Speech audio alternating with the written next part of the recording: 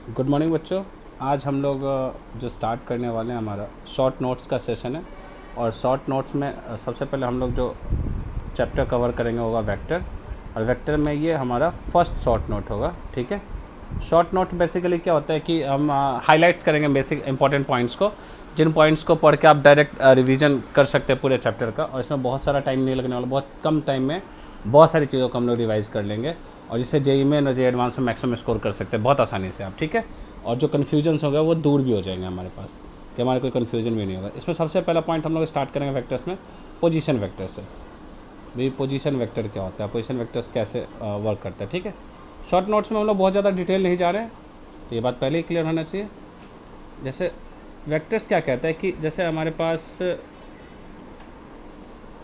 Position vector की बात चलती है, तो जैसे कोई पॉइंट है हमारे पास बच्चा, इस पॉइंट का यदि हम पोजीशन वेक्टर शो करें, या इसको कंपोनेंट भी बोलते हैं, मान लो इसका पोजीशन ए बी सी है, तो ए बी सी डेफिनेटली ए हमारा इसका जो एक्स एक्सिस से जो डिस्टेंस होगा, ये जो एक्स कंपोनेंट है वो ए है, तो यहाँ से ओ पी वैक्टर हम लोग लिख सकते हैं ए आई प्लस बी जे प्लस सी के। यदि कोई एक पॉइंट दिया हुआ हो और उससे हमें पोजीशन वेक्टर लिखना हो, बहुत आसानी से हम इसमें लिख सकते हैं भी ए आई प्लस बी जे प्लस सी के। ये हमारा एक्स कंपोनेंट हो गया। ये जो बेसिकली हमारे पास हुआ बच्चों, ये हमारा यहाँ पर ये एक्स कंपोनेंट हो गया, ये वाई कंपोनेंट और ये जेड कंपोनेंट हो गया बच्चों। ठीक है। आगे बढ़ते हैं। यदि हमारे पास दो पॉइंट्स दिए हुए हैं इसी में, मान लो हमारे पास दो पॉइंट्स दिए हुए बच्चों। ठीक है। हमारे पास दो पॉइंट्स दे दिए और दो पॉइंट से हमें बोला कि उसका वेक्टर बनाओ। ये दो पॉइंट से वेक्टर बनाना है हमें। ठीक है। जैसे एक पॉइंट पी दे दिया A1 B1 C1 और एक Q दे दिया आपको A2 B2 C2, और इससे हमें वेक्टर बनाना है यहाँ पर, या PQ वेक्टर बनाना है। तो जो PQ वेक्टर बनेगा बच्चों वो कैसे बनेगा, position vector of Q minus position vector of P। इससे हम PQ वेक्टर बना सकते हैं बहुत आसानी से, और ये हो जाएगा A2 minus A1 I cap plus B2 minus B1 J cap plus C2 minus C1 K cap. इनके डिटेल के लिए हम डिटेल वीडियो भी बनाएंगे, जिसमें कि आप इनके डिटेल्स समझ सकते हैं कि डिटेल्स क्या होते हैं। ठीक है। और यहाँ पर हम डिटेल की बात नहीं कर रहे हैं, यहाँ पर सिर्फ और सिर्फ हम फोकस कर रहे हैं किस चीज़ को बच्चों, यहाँ फोकस कर रहे हैं भाई टॉपिक हेडिंग को, क्योंकि हम समझते चले एक एक पॉइंट्स को भी, जो पॉइंट्स हमारे सामने आने वाले हैं। ठीक है। अब दूसरा जो हमारा पॉइंट है वो है यूनिट वेक्टर। अच्छा, एक और चीज़ जानना यहाँ ज़रूरी है कि 3D की भाषा में इस पोजीशन वेक्टर को डायरेक्शन रेशियो बोला जाता है। 3D में इसको क्या बोलते हैं बच्चों, डायरेक्शन रेशियो, डायरेक्शन रेशियो या पोजीशन वेक्टर। यूनिट वेक्टर क्या होता है बेसिकली, इसको क्या बोलते हैं, तो ये होता है हमारा डायरेक्शन कोसाइन। ये होता है बच्चों क्या, डायरेक्शन कोसाइन। ठीक है। डायरेक्शन कोसाइन कैसे काम करता है समझते हैं चीज़ों को। डायरेक्शन कोसाइन क्या काम करता है, जैसे कि हमारे पास मान लिया जाए एक पॉइंट है जी। ठीक है बच्चों। डायरेक्शन कोसाइन का मतलब होता है कि जैसे जो पॉइंट है हमारे पास, मान लो ये पॉइंट है हमारे पास, ये पी पॉइंट है ABC, यानी पोजीशन दिया हुआ है इस पॉइंट का ABC, तो एक्स एक्सिस के साथ इसका जो एंगल होगा, हमारा एक्स एक्सिस जो एंगल होगा उसको अल्फ़ा बोलेंगे, और वाई एक्सिस के साथ इसका जो एंगल है वो बीटा है, और जेड एक्सिस के साथ इसका जो एंगल है वो गामा है बेसिकली। यहाँ से तीन वैल्यू हम निकाल सकते हैं बहुत आसानी से। तीन वैल्यू क्या क्या निकाल सकते हैं बच्चों, ध्यान देंगे तो तीन वैल्यू में हम लोग निकालने वाले यहाँ से, पहला L बोलते हैं जो है कॉस अल्फ़ा। तो कॉस अल्फ़ा क्या हो जाएगा हमारा, यदि इस फिगर को ट्रेस करें तो इसमें हमारा बेस हो जाएगा ये बेस हो जाएगा OM बेस हो गया हमारे पास A, और PM हमारा OP हमारा हाइपोटेनस हो जाएगा, और ये OP हो जाएगा हमारे पास root under A² plus B² plus C²। ये मैग्नीट्यूड बोलते हैं इसको वेक्टर का, OP वेक्टर का मैग्नीट्यूड है ये। कॉस अल्फ़ा हमारे पास हो जाएगा बच्चों A by root under A² plus B² plus C²। ये हमारे पास L which is cos alpha. इसको हम यूँ भी कह सकते हैं कि भाई ये हमारा OM by magnitude of OP है हमारे पास, या OM को हम यदि लिखना चाहें तो OM को हम A लिख सकते हैं, x component A by magnitude OP। ठीक है। सिमिलरली हम M निकाल सकते हैं, M हो जाएगा हमारा कॉस बीटा, और कॉस बीटा की वैल्यू क्या हो जाएगी बच्चों, B by root over A² plus B² plus C², जिसको हम लिख सकते हैं B बाई मॉड ओपी, और and which is cos gamma की वैल्यू हो जाएगी C by root over A square plus B square plus C square, और also called C by mod OP. ये हमारा एलिमेंट होता है, इसी को यूनिट वेक्टर डायरेक्शन कोसाइन बोलते हैं। इनकी खासियत होती है कि L square plus M square plus N square की वैल्यू 1 होती है, और इसी को हम कह सकते हैं कि cos square alpha plus cos square beta plus cos square gamma, ये 1 हो जाएगा। यदि सबको साइन में चेंज करोगे तो sine square alpha plus sine square beta plus sine square gamma की वैल्यू जो हो जाएगी, ये हो जाएगा 2 बच्चों, ठीक है। और एक और ख़ास बात होती है कि a by L, b by M और c बाई एन ये रेशियोज़ बराबर होते हैं, ठीक है।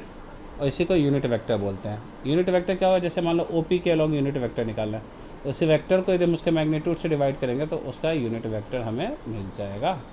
यही हमारा यूनिट वेक्टर का कंसेप्ट है। यूनिट वेक्टर का मैग्नीट्यूड हमेशा यूनिट वेक्टर का 1 होता है बच्चों। और यदि डायरेक्शन बात करेंगे तो direction of unit vector is always along the vector. जो यूनिट वेक्टर का डायरेक्शन होता है वो हमेशा वेक्टर के अलोंग होता है, ठीक है बच्चों।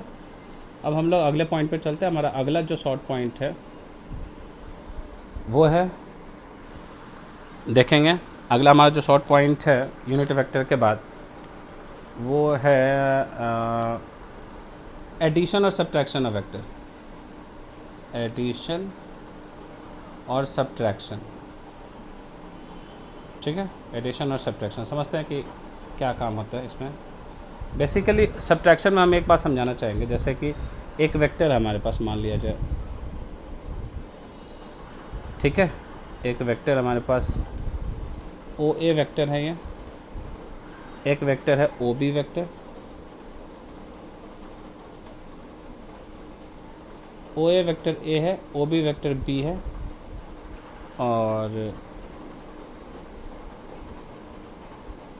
यदि हम यहाँ से एक C पॉइंट बनाते हैं, ABC यहाँ पर कॉलिनियर दिख रहे हैं, और ये OC वेक्टर जो पोजीशन वेक्टर दिया OC का हमारा C दिया हुआ है, ठीक है। तो ये OA OB OC दिया हुआ है बच्चों। अब इससे हम कुछ खास बातें लिख सकते हैं। एक तो खास बातें क्या लिख सकते हैं कि ट्रायंगल इनइक्वालिटी का नाम सुना होगा आपने। ट्रायंगल इनइक्वालिटी कहता है कि दो साइड का सम हमेशा तीसरे से बड़ा होता है। कोई भी दो साइड का सम हमेशा तीसरे से बड़ा होता है। तो मॉड A प्लस B, चूँकि ये A है ये B है, तो ये जो थर्ड वेक्टर हमारा बनेगा यहाँ पर, ये A है, ये OB है हमारे पास बच्चों। तो ये जो AB बनेगा यहाँ पर बना सकते हैं हम लोग, ट्रायंगल लगा सकते हैं कि भी इन दोनों का सम इसके बराबर होता है, यानी ये हो जाएगा A माइनस B, ठीक है। तो ट्रायंगल इनइक्वालिटी क्या कहता है, दो वेक्टर का सम जो होगा हमेशा, दो साइड का सम हमेशा तीसरे साइड से बड़ा होता है, और दो साइड का जो डिफरेंस होता है वो दो साइड के सम से बड़ा होता है, छोटा होता है डिफरेंस। और जो थर्ड साइड होती है वो दोनों साइड के डिफरेंस से बड़ी होती है, mod A minus mod B, ठीक है बच्चों। ये ट्रायंगल इनइक्वालिटी है, ये दिमाग में रखेंगे हमें हमेशा, कई बार हमें इसकी जरूरत पड़ जाती है, ठीक है। तो ये हमारा अगला पॉइंट है। अगले पॉइंट की तरफ बढ़ते हैं। अगला पॉइंट हमारा क्या है, डिटेल के लिए आपको डिटेल वीडियो देखना पड़ेगा हमारा, और डिटेल वीडियो भी हम अपलोड करना है ऑलरेडी, तो आप डिटेल से डिटेल वीडियो देख सकते हैं, ठीक है। अगला टॉपिक हमारा सेक्शन फार्मूला बच्चों, सेक्शन फार्मूला रुक सकते हैं। सेक्शन फार्मूला, सेक्शन फार्मूला, अब सेक्शन फार्मूला देखिए क्या होता है कि सेक्शन फार्मूला दो तरह से होगा। जैसे 3 पॉइंट्स हैं हमारे पास, ठीक है, A B C 3 पॉइंट्स हैं, ठीक है। और तीनों यहाँ पर जैसे मान लिया जाए B पॉइंट जो है वो इसको P पॉइंट मान लेते हैं और इसको B मान लेते हैं। तो AB को यहाँ पर A P by P B हमें दिया हुआ बच्चों एम बाई एन रेशियो दिया हुआ है, और हम ये वेक्टर दे दिया,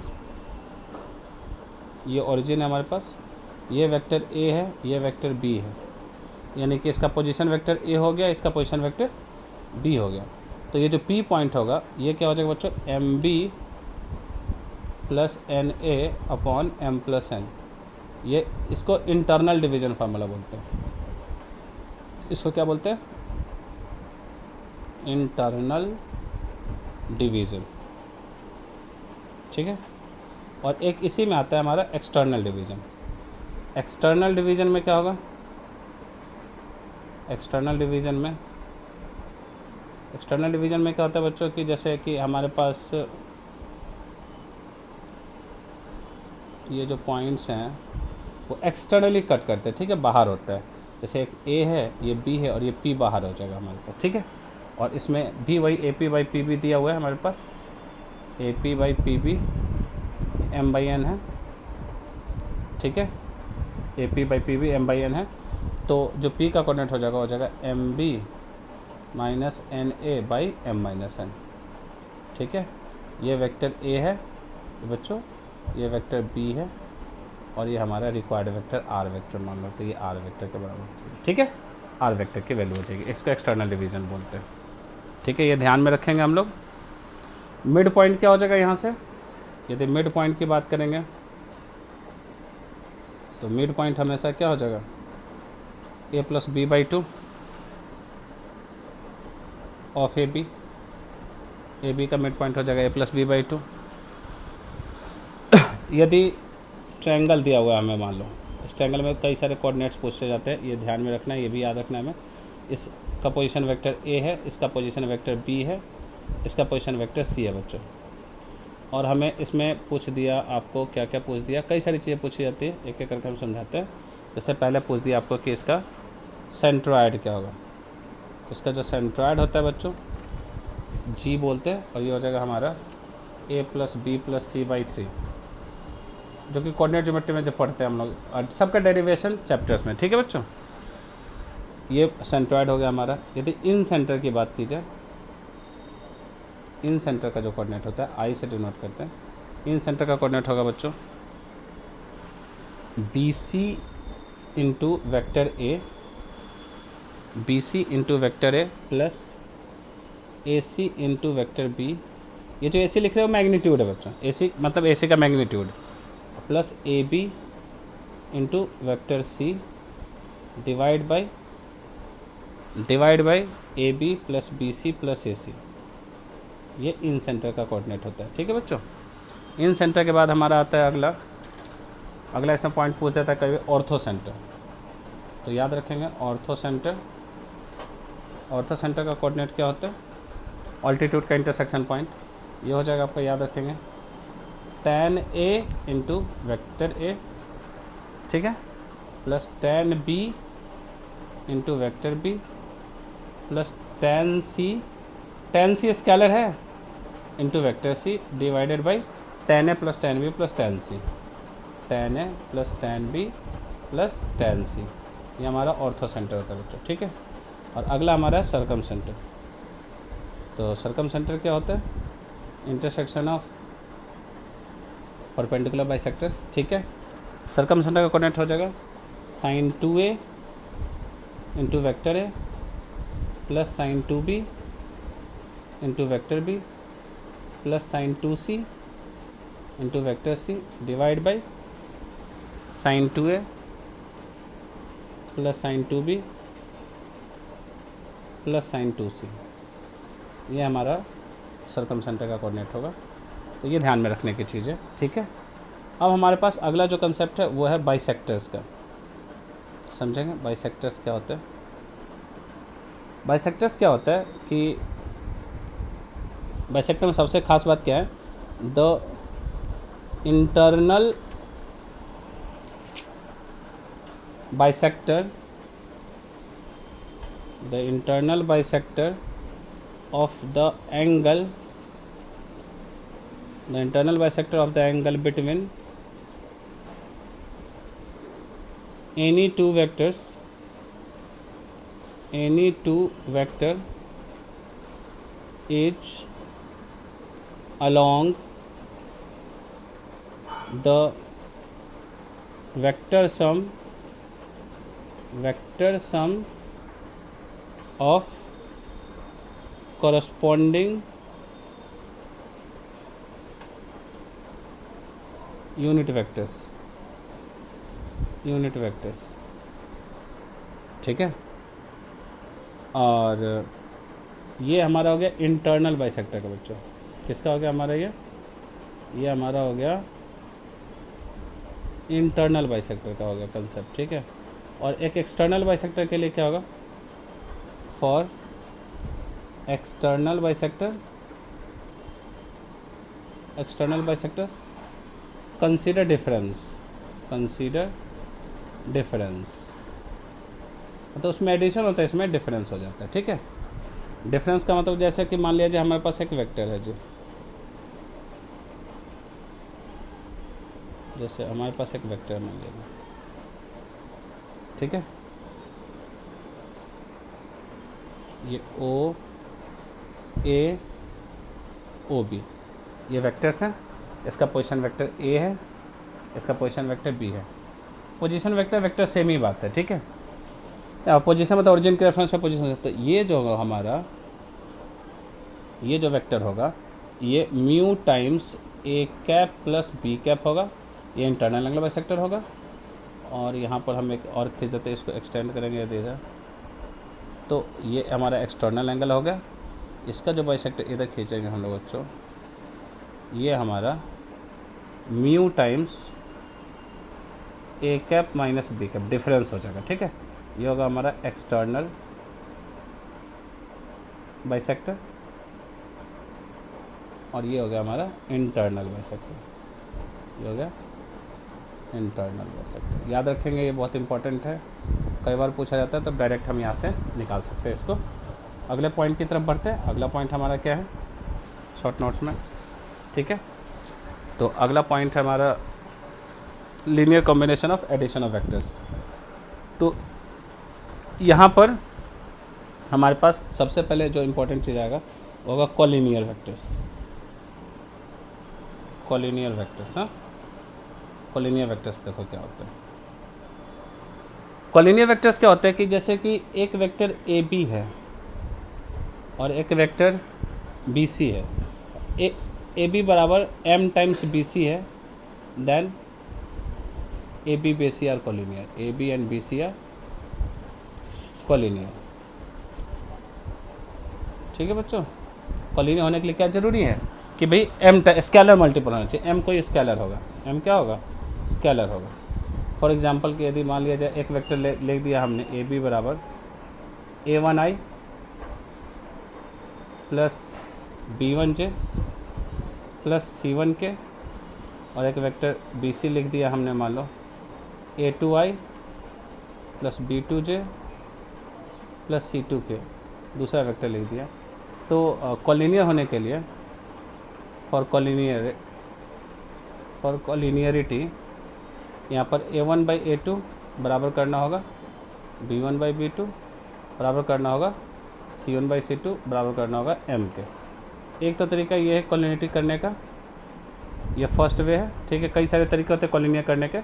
दूसरा तरीका आप क्या यूज़ कर सकते हो कि भाई if A B C are collinear, if A B C are collinear vectors, ठीक है। A B C are collinear है, ठीक है, कॉलिनियर वेक्टर्स है, कॉलिनियर वेक्टर्स हैं। Then X A plus Y B plus Z C zero हो और ये इम्प्लाइज करे X plus Y plus Z बराबर जीरो, ठीक है, then collinear, then A B C will be collinear, A B C will be collinear, तब ये collinear हो जाएगा, ठीक है।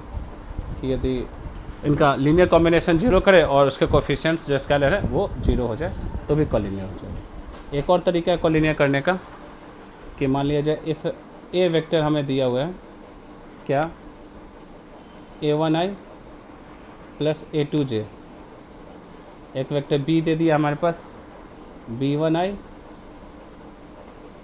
प्लस B2j, और एक वेक्टर C दे दिया बच्चों क्या C1i plus C2j।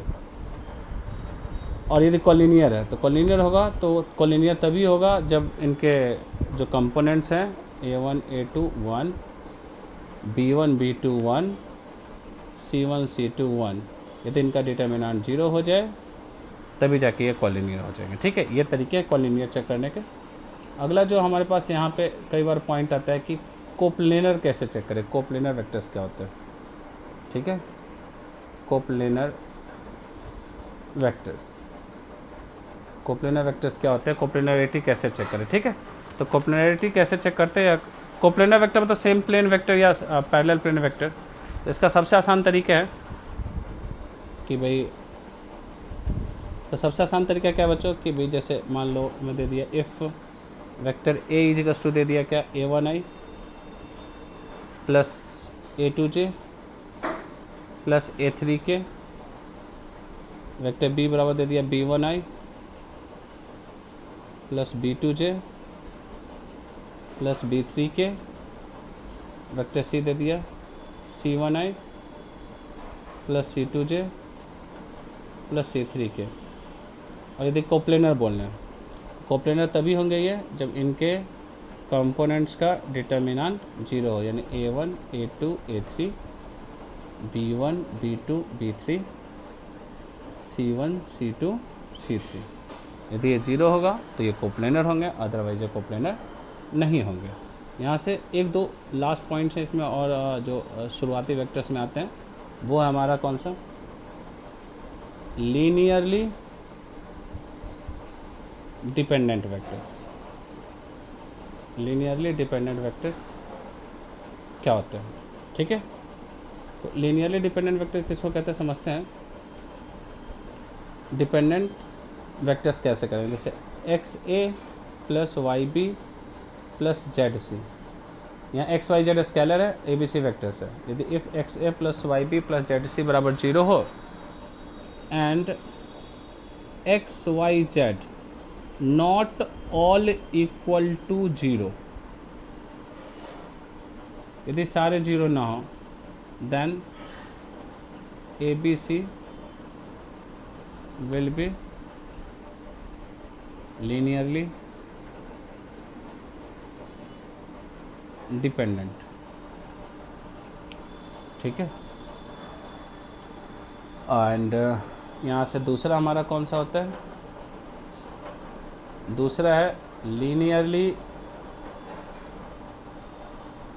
Independent. Linearly independent vectors क्या होते हैं कि यदि मान लिया जाए हमारे पास जो वेक्टर्स हैं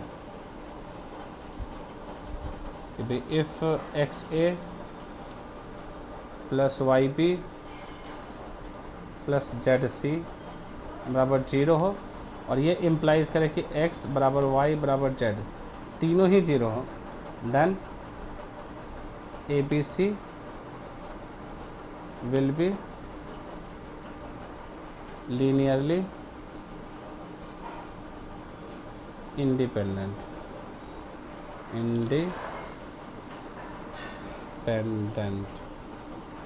ठीक है, और वेक्टर्स लीनियरली डिपेंडेंट तब होते हैं जब वो कोप्लेनर हो जाए। ठीक है, यानी लीनियरली डिपेंडेंट का यदि हम कंडीशन देखना चाहें यहाँ पर, तो लीनियरली डिपेंडेंट का कंडीशन यही सेम यूज हो जाएगा बच्चों, ये सेम कंडीशन हम यूज़ कर देंगे लीनियरली डिपेंडेंट फॉलोअप करने के लिए। ठीक है, तो लीनियरली डिपेंडेंट हमारा हो जाएगा बहुत आसानी से वेक्टर्स, इसमें कोई दिक्कत है। तो ये फर्स्ट शॉर्ट वीडियो हमारा इतना ही रहेगा, एक दो वीडियो या